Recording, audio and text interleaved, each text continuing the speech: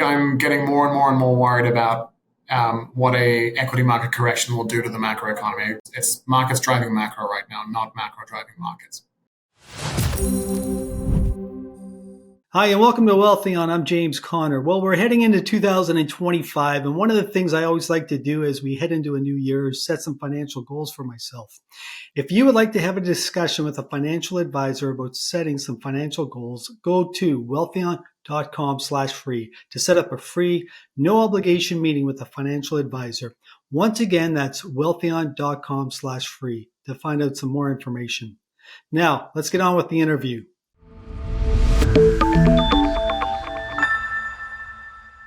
Dylan, thank you very much for joining us today. How are things in Toronto? Very good, very good. We're finally getting some real winter setting in, so looking forward to that. Always good to be on. Well, we have a lot to discuss in a short period of time, so let's get at it. And I want to start with the recent Fed announcement. And as expected, the Fed cut by 25 beeps. And that marks the third such cut. And though it was expected, the market got hit pretty hard on the back of this commentary from Jay Powell. What exactly did Powell say that spooked the markets?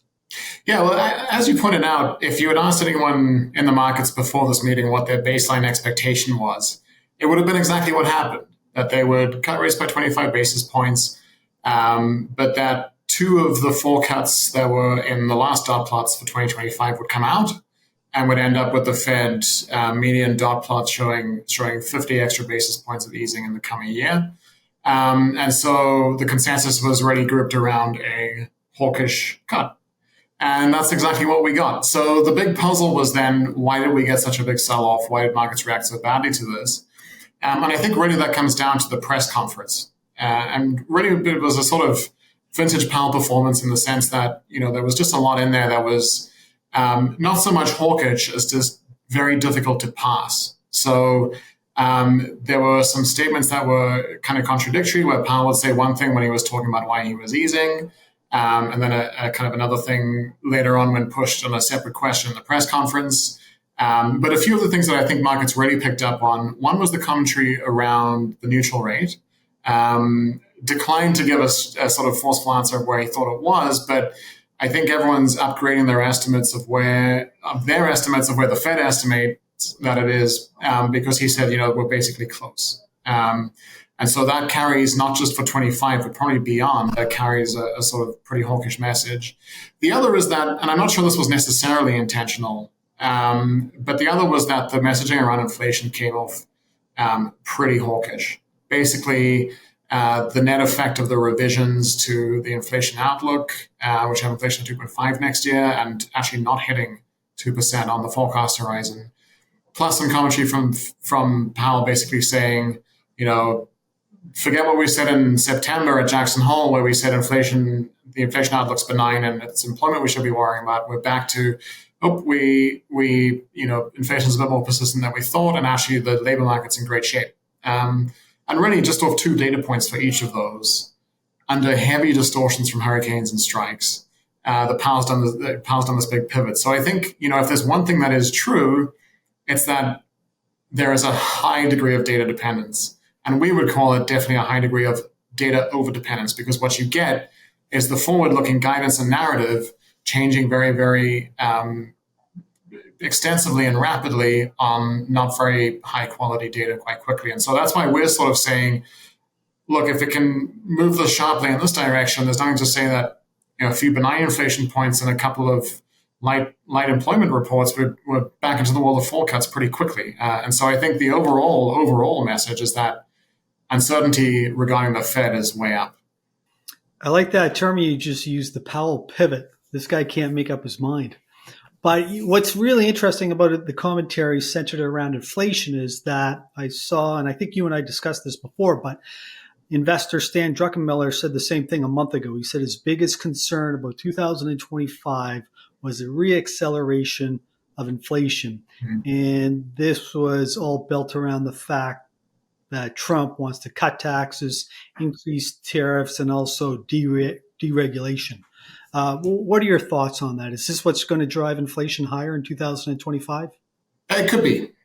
So, just to take one step back, I think he's right to point some of those things out. But what's interesting is that the inflation conversation has moved on from what we might call sort of cyclical inflation. So inflation changes in inflation that are related to the underlying state of the economy. And I think the disinflation that we've seen over 23, 24 has been very much that. So we've had the shocks to supply chains dissipating.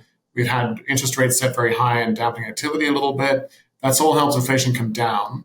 And even bits of the inflation bundle that have been a bit higher, like rents and so on, we just know that those lag. So this is all sort of part of the ordinary process that you can look at history and look at the sort of economic theory and have an explanation for, and so make some forecasts about. And so before Trump was elected, we would have told you, look, basically, goods prices have been deflating, and they're going to go back to kind of flat to modest normal inflation, right, naturally.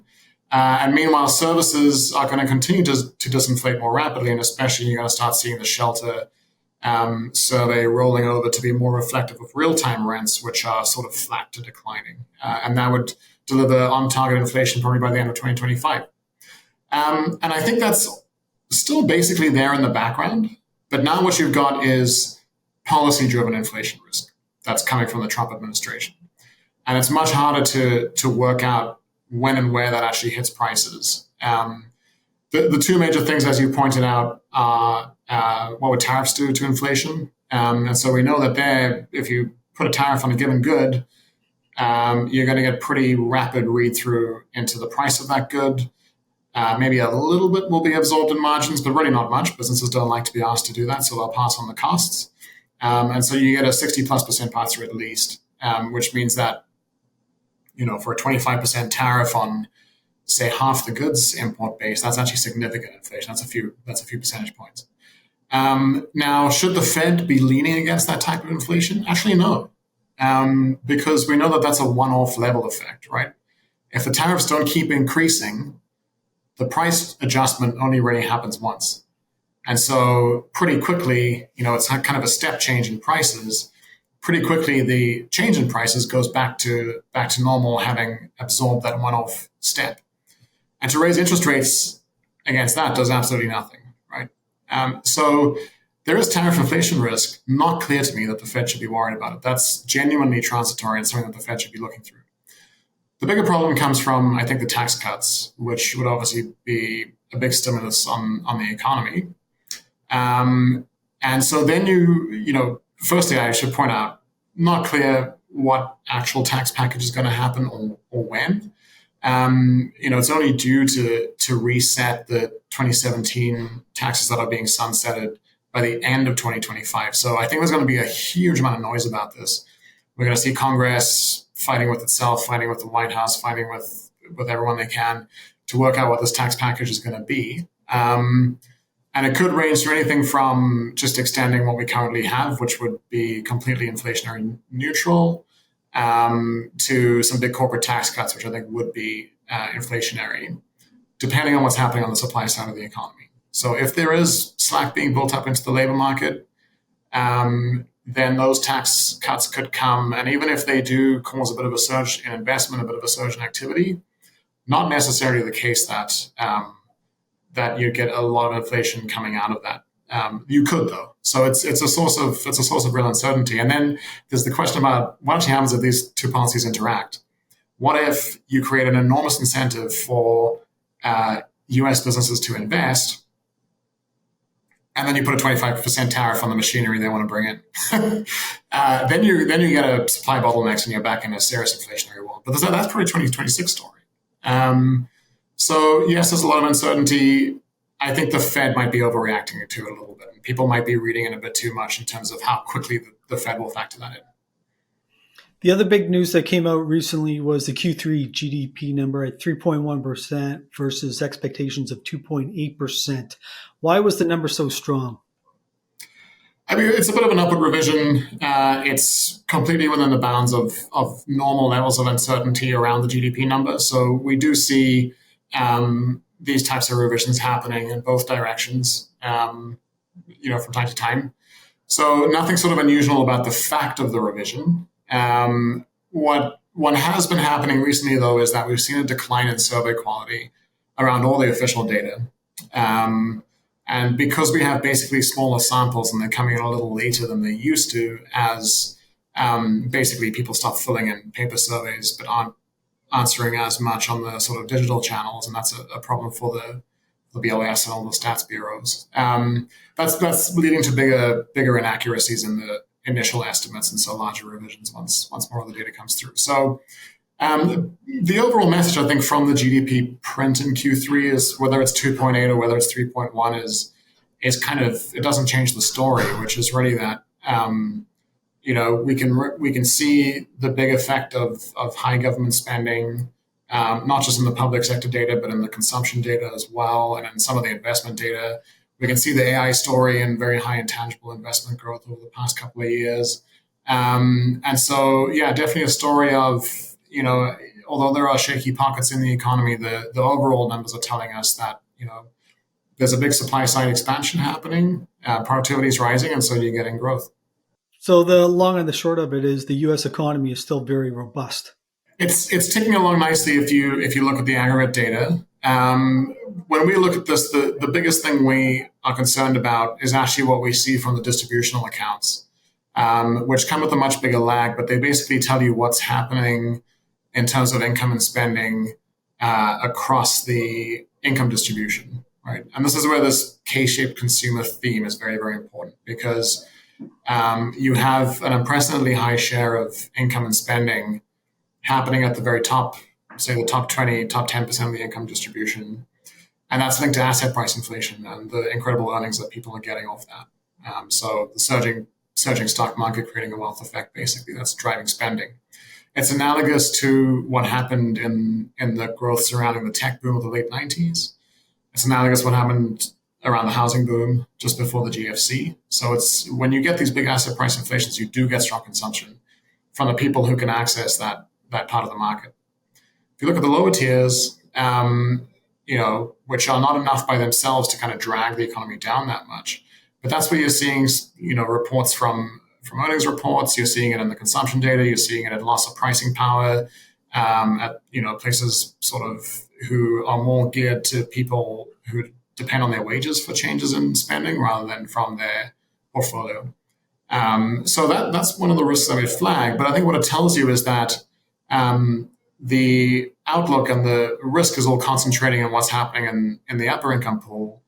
And we're getting more and more and more and more leverage to this equity bubble that's happening. So if you think there's a chance of a correction, you should be worried about that correction spilling through into the macroeconomy, not the other way around. It's markets driving macro right now, not macro driving markets.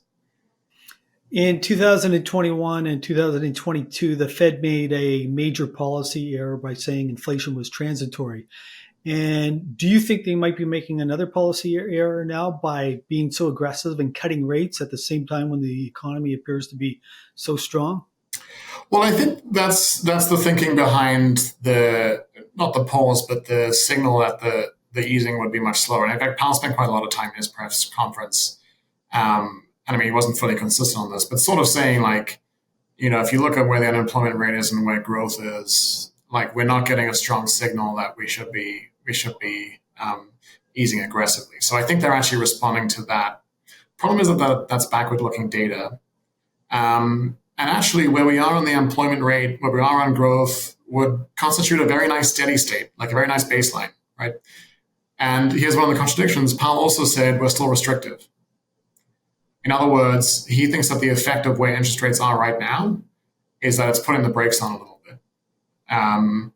And look, we can fight about whether a 2% inflation target is the right one. That's what the Fed officially has to aim for. But you have to ask, what's wrong with 2.5? Right? What's so magical about 2%? And so that creates an argument for, well, what you're actually doing is creating a risk that you stay too tight for too long. It's the exact mirror image of the mistake that the Fed often makes of staying too loose for too long and then having to aggressively raise interest rates, as we saw during the inflation episode of 21, which they only caught much later. And so I think the risk is actually on the other side, that there's the lagged impact of higher interest rates will come through, and especially if the Fed sort of holds on long enough to to be one of the contributing factors to an equity market correction, well, then you can see them getting the blame for what happens afterwards by staying too tight for too long. So always a difficult game being a central banker, but I think that's actually, in terms of Fed error, the error is that they stay too tight, not too loose. And just on the back of that statement, do you think the Fed is being political? Do you think Jay Powell is just trying to keep his job here before Trump becomes president? Well, if he was doing that, he would be signaling more cutting. So I don't think, one of the things I take him at his word on is that, he is vehemently there to protect his independence and the independence of the institution. That's really interesting, actually. If you go back and read all the biographies of the central bankers, Greenspan was one of them. A lot of them come either from markets or, they're sort of already politically aligned with the administration. So, I mean, Greenspan famously was a big Nixon Republican early on and loved Reagan. And so there were concerns that, when he was appointed, he might be appointed as someone whose ear the White House would have. And what always happens every single time since Burns that a central banker comes into the Fed, they get absorbed by the institution and they become fiercely independent every time. It is such a powerful job. I think that's mostly what does it. And they don't want that diluted. And I think, Powell was appointed by Trump. And I think we'll do a lot to defend the independence of that appointment. So I think it'd rather go out, we can argue as economists about whether he had the right policy, but I think it'd rather go out with the perception that he's his own man and independent than that he's desperately trying to hold on to his job. So let's talk about Canada now. And there's so much to discuss here between Trump and Trudeau and tariffs and the finance minister quitting and so many other things. But we just had a discussion on how strong the U.S. economy is. What's happening with the Canadian economy? Well, I mean, lots going on in the political sphere, which I guess we can touch on.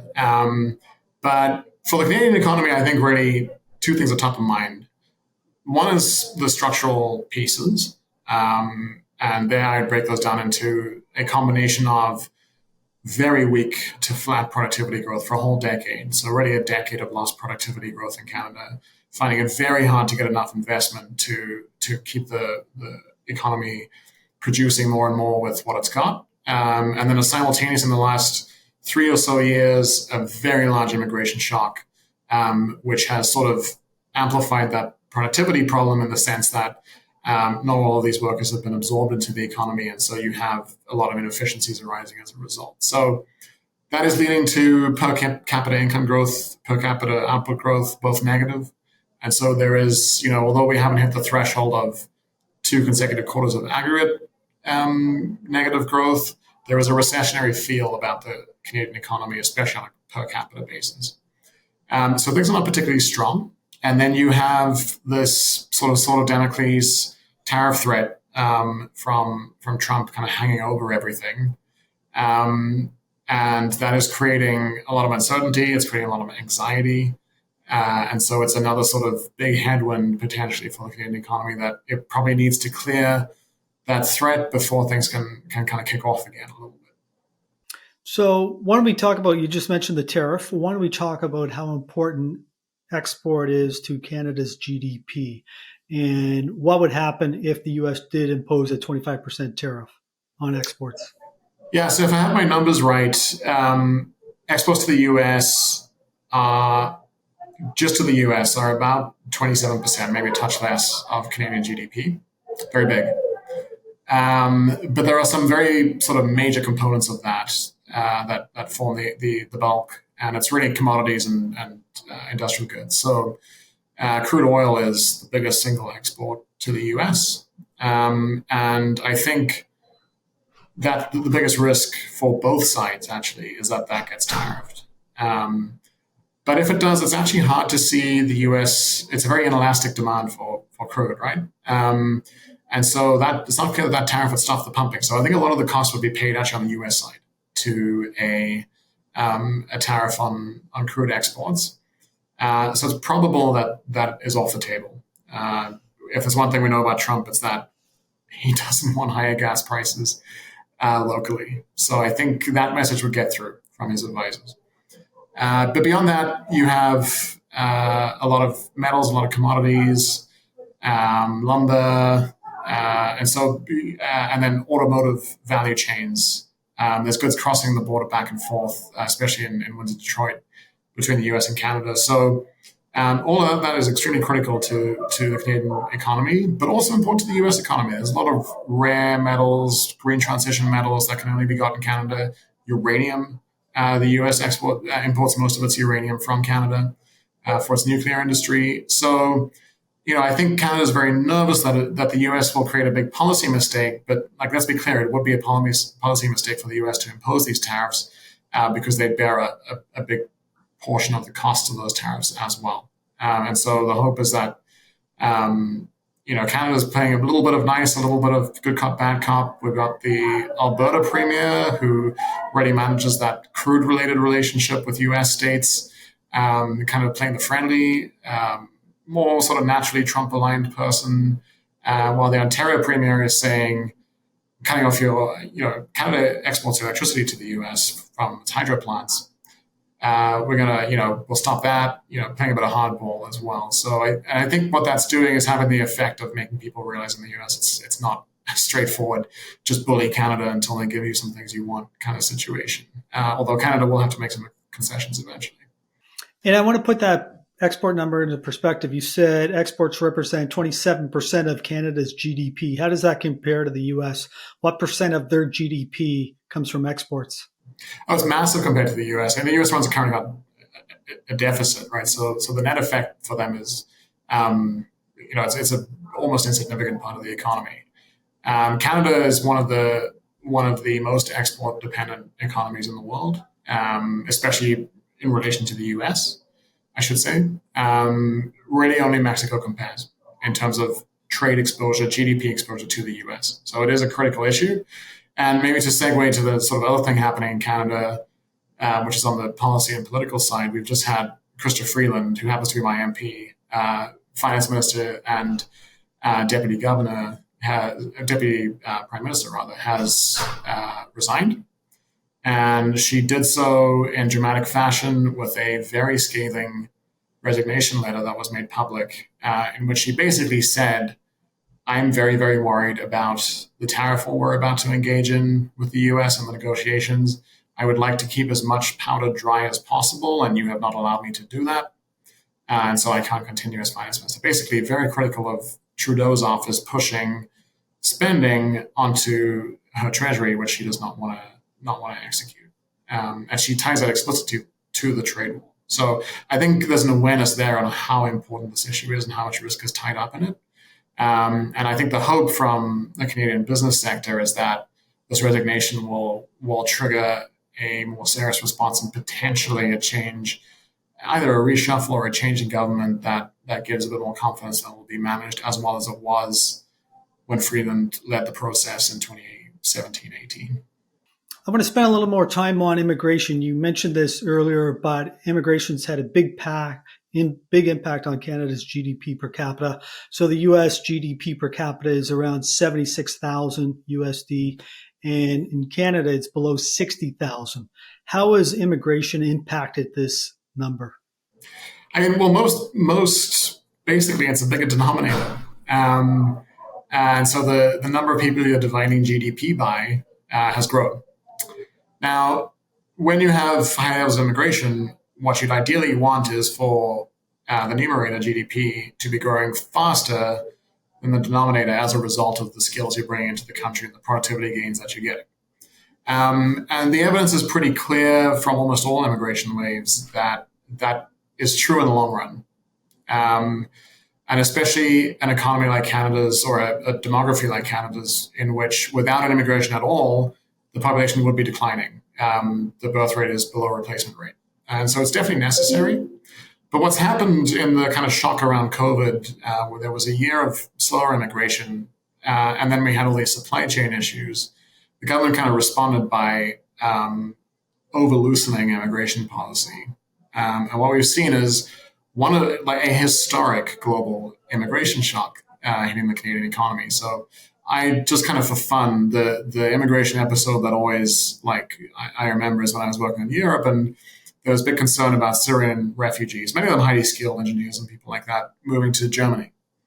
And Germany's capacity to absorb this number of people this fast. And what they were taking in was 1 million people a year, which was sort of 1.2-ish% of the Germany's whole population. Canada for 2 years has been taking 3%, triple for twice as long. It's an enormous immigration event, and it's not being talked about in those terms locally. I think just because Canadians are kind of squeamish about it. But I think it has to be acknowledged that, and I think it is because the government has now said that basically we're putting the brakes on completely for the next 2 years, basically to allow this large number of immigrants to be absorbed into the workforce and to be absorbed into the infrastructure. But so this shock has had productivity implications because actually, although many of them have found their way into the workforce and not very productive, it has strained systems like healthcare, education, transport infrastructure in a way that has actually damaged productivity and growth. Right? And so, yes, in a decade or in 2 decades, Canada will be better off for this, but it's happened so fast in such a concentrated period of time that right now, it's actually had a negative economic impact. And I just want to clarify one point. This immigration policy is totally different than what we're seeing in the U.S., where we have millions of illegals coming across the Mexican border into the U.S. The people that are coming into Canada now, they're coming in through proper channels, but they're coming in because of reckless policies put forth by the Liberal government. Basically, as you said, too many people in such a short period of time. Yeah, it's like Canada's lucky to have either oceans or the U.S. buffer. It doesn't have to worry about illegal immigration very much at all. Similar to Australia, so you can control it and you can select for high-skilled, exactly the kind of people you want to generate productivity growth. But a lot of those channels that were sort of under monitored, I guess, by the government, where people have been getting in below threshold, is students who are just sticking around, low-skilled temporary work visas, people sticking around. And so the average skill level of the sort of newcomer to Canada has gone down a lot. So the other thing I want to touch on, we didn't talk about this in the U.S., but the unemployment rate in the U.S. is around 4%. In Canada, it's significantly higher, and maybe immigration is a big part of that. But the last unemployment print came in at 6.8%, and the trend's been going up now for quite a few quarters. Maybe you can speak to that. Yeah, so I think it's a direct result of the very high number of arrivals.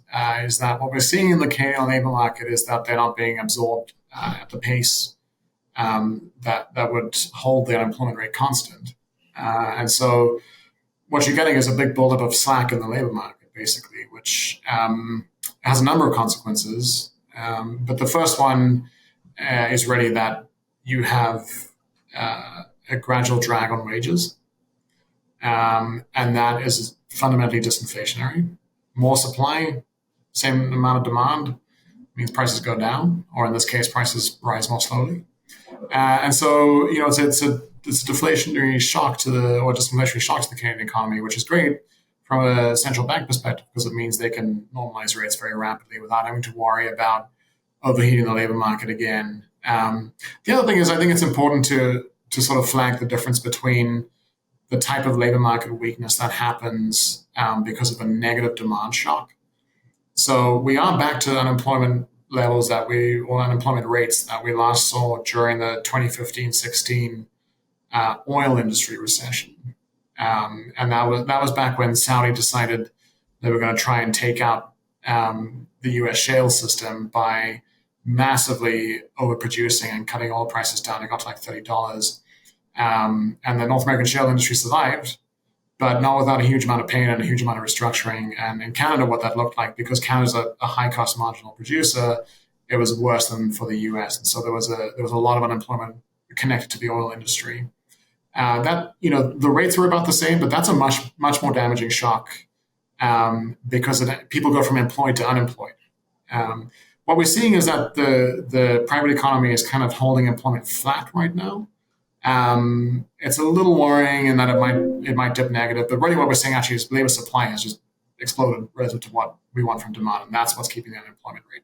That is disinflationary, but it's not as damaging in terms of aggregate growth. So when we look at the Canadian economy, we have a faltering economy, slowing GDP or negative GDP. Our unemployment rate is increasing rather quickly. And we didn't even talk about the Canadian dollar yet, but we also have a potential for this big trade war with the US.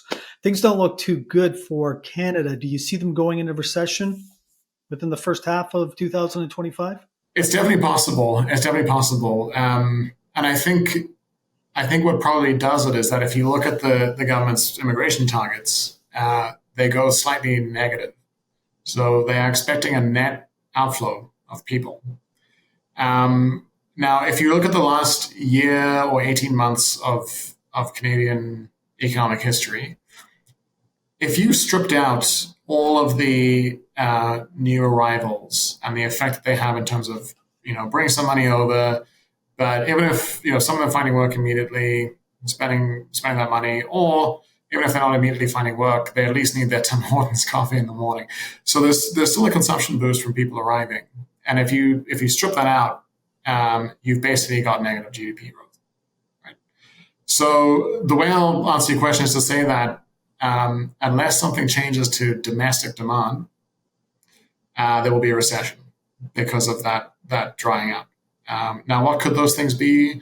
Well, if you're optimistic, you could say that the Bank of Canada has reduced interest rates so aggressively that you'll actually see business investment picking up. You can also say that there will be a competitiveness effect and a net benefit from the very weak Canadian dollar. Certainly some segments like tourism, anything goods export oriented, and assuming there's no tariff, all benefit from that. And so that can actually be quite stimulative. Of course, Canada's lucky that it's occurring at a time when there aren't any inflationary pressures. So imported inflation from the weaker exchange rate, it's not having a very big effect, which means that rates can continue to go down. So what the Bank of Canada and policymakers are banking on is that basically the BOC has managed to get ahead of the curve and ease fast enough, and that combined with the dollar will help pick things up a little bit. You can easily be very skeptical on that and say, well, we're not seeing business investment pick up yet. Consumer demand is a little bit in question because even with rates lower, half the mortgage market is renewing in the next 18 months. And they're going to have a disposable income hit from that almost definitely as they go from 2-3% COVID interest rates to 4-5-6% mortgage rates now. That's a big hit to disposable income. And so, I don't think Canada's out of the woods by any means. My God, we got a lot of issues here. So, okay, let's talk about, you mentioned the Bank of Canada, and I just want to provide some more detail for our viewers. They have been very aggressive. They've cut 5 times this year versus the U.S., which is 3 times. The Bank of Canada rate's gone from 5% down to 3.25%. This has had a big impact on the Canadian dollar because interest rate differentials have really blown out between Canada and the U.S. And the Canadian dollar is down 10% this year alone. So maybe you can speak to that. And I think it's at a 20-year low. But it's not the U.S. anymore. Yeah, so it's that interest rate differential. It's the fact that the productivity differential as well demands a lower exchange rate or a weaker dollar, Canadian dollar, and the tariff threat as well. But the loonie is actually so weak now that we're wondering if we're bottoming out. It's all priced in probably. And so in the last few days, we've sort of published a couple of things saying, look, this might be the bottom for the loonie, because you can actually paint a picture of things improving a bit. One is that we think 2 cuts is not enough for the Fed. It's going to do more than that. And so that's loonie positive because it narrows the implied margin a little bit. We do think ultimately the tariff threats are overblown. I think Canada will be able to simultaneously talk tough and give enough concessions for Trump to say, okay, you're one of the good ones, and then focus on Mexico. And kind of, give Canada a state of execution. That'll be dollar positive, loonie positive. And so, if you start putting those things together, there is some upside. But if there is a tariff, it blows through 160, right? It's another 10% down. So definitely 2-sided risk exists for the dollar. Yes, if you are an American and you want a good travel deal, come to Canada because you're going to save like 40% on your dollar, especially if you're a big skier. You can save a lot of money by going to Whistler versus Vail or Aspen. Absolutely. Yeah. Better skiing too. Yes. So one other thing I want to touch on too, and this is more of a positive for Canada, but our debt levels compared to the U.S. So the U.S. has 35 or 36 trillion dollars in debt, mind-blowing number. But as a percent of GDP, debt to GDP, I think it's around 115 to 120% now, depending on whose research you look at. Compared to Canada, ours is significantly lower. It's around 40% or 45%. Maybe you can just speak to that. And is that a big positive? I think it is. Look, I mean, I'll get into it, but the first thing I want to clarify is because this can be confusing. Depending on who you read, you'll see sometimes it's like 115 to 120% US debt to GDP ratio. Sometimes you'll see more like 90 to 95. That's the accurate one because that's people netting out intra-agency debt. So, like, the US Treasury owes the Social Security Administration money, which sometimes gets counted, but it's government to government, so you should strip it out. So we're just over the 90 threshold in like real debt owed to the public or to foreign asset holders of the US. And that's usually crisis level for a lot of economies, right? If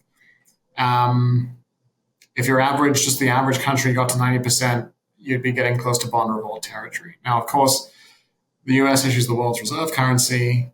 There is always a bid for treasuries because of what type of huge global institutions have to hold it. There already is no better reserve asset in the world. And so the US can tolerate much higher debt levels than other countries. But that doesn't mean that they're not pushing the envelope, especially if these 6+%, deficits continue for another 4 years, another 4 years beyond that. So definitely a concern in the US, much less so in Canada. Now, if Canada got to 90%, there'd be a financial crisis immediately, right? Canada cannot carry as much federal debt as the US can. But it actually is among the better, and I think it's actually best in the G7 in terms of general debt ratios. And so the criticism that's coming for a little bit is that it's almost using that strength as an excuse for a bit of fiscal indiscipline. So the most egregious example, I think, currently is Justin Trudeau and his government gave away a tax rebate. Not a rebate, they cut sales tax off certain items over Christmas to sort of, like very nakedly attempt to curry political favor. It's probably actually gone the other way for them. And part of the finance minister resigning was around additional rebates that Trudeau wanted to give out. So, it's not to say that fiscal issues aren't still important and that the debt trajectory should be down. But if you take the latest budget from a few days ago on its word, the debt to GDP ratio should be consolidating over time. And so, for all Canada's problems, fiscal problems are way down the list, actually. So just to summarize everything we discussed, the U.S. you think is doing pretty good, and you don't see too many major concerns, although there is uncertainty associated with Trump and the policies that he's going to actually put forth. The Canadian economy, it sounds like it's in real trouble. Did I summarize that pretty good? Yes, but I'd flag I'm getting more and more and more worried about what a equity market correction will do to the macroeconomy. It could trigger a downturn. Well, Dylan, that was a great discussion, and I want to thank you very much for spending time with us today, and I look forward to chatting with you in the new year. If someone would like to follow you online or learn more about the research from Rosenberg Research, where can they go? RosenbergResearch.com. Takes a little while to type, but that you'll find everything we write there, and anyone who doesn't currently subscribe can get a 30-day free trial to absolutely everything we do. Daily commentary, strategy models, in-depth research. It's all there. Dylan, once again, thank you. Thanks. Always a pleasure. If you would like to speak with a financial advisor about your financial future, go to wealthion.com/free. After providing some basic information, Wealthion will connect you with a vetted financial advisor. Once again, that's wealthion.com/free. Thanks again for being with us today, and I look forward to seeing you again soon.